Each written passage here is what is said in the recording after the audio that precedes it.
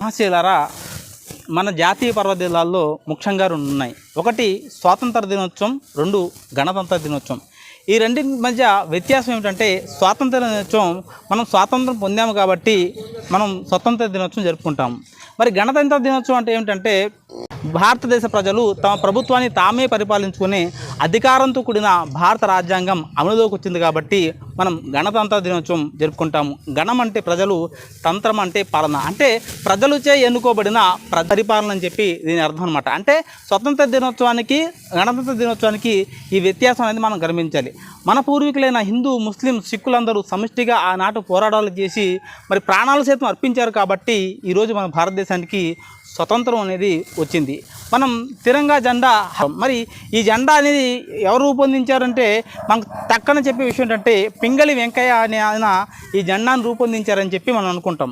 వాస్తవానికి ఏం జరిగిందో మనం పరిశీలించినప్పుడు ఇంకా 2-3 నెలల్లో మన భారతదేశానికి స్వతంత్రం వస్తుంది అని తెలిసిన తర్వాత రాజ్యాంగ సభకు మరి ఉన్న ప్రధాన లక్ష్యాలు ఏంటంటే, ఒకటి దేశ చిహ్నంగా మనం దేన్ని ఆమోదించాలి, రెండోది దేశ జెండాగా దేన్ని మనం ఆమోదించాలని చెప్పి ఈ ప్రధానమైన లక్ష్యాలు 2 లక్ష్యాలు ఉన్నాయన్నమాట.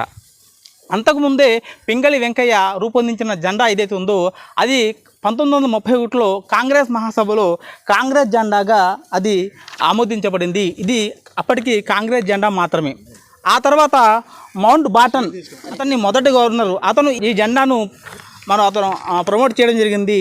ఈ జెండాను భారతదేశ ప్రతినిధులు మరి తిరస్కరించడం జరిగింది. ఆ తర్వాత మరి నెహ్రూ గారు రాజ్యాంగ సభలో ఎంతో ప్రముఖుడైనటువంటి బద్రుద్దీన్ త్యాజ్బీకి ఈ బాధ్యతలను అప్పగించడం జరిగింది.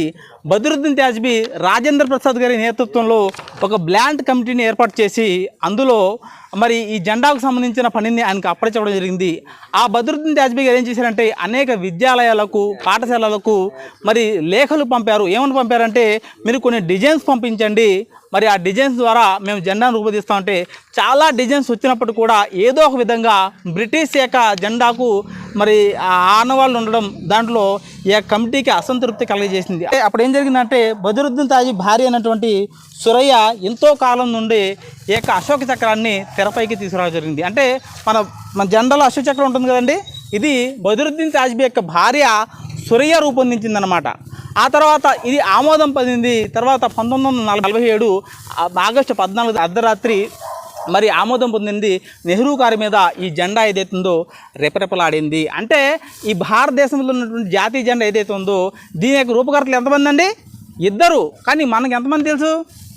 పింగళి వెంకయ్య అని మాత్రమే తెలుసు. కాబట్టి ఈ విషయాన్ని మనం గుర్తించాలి, ఇతరులకు కూడా తెలియజేసే ప్రయత్నం చేయాలి. ఎందుకంటే ఇప్పటి వరకు చరిత్ర అనేది అది మరుగున పడి ఉంది ముస్లిం సమాజంలో మరి చదువు లేని కారణంగా.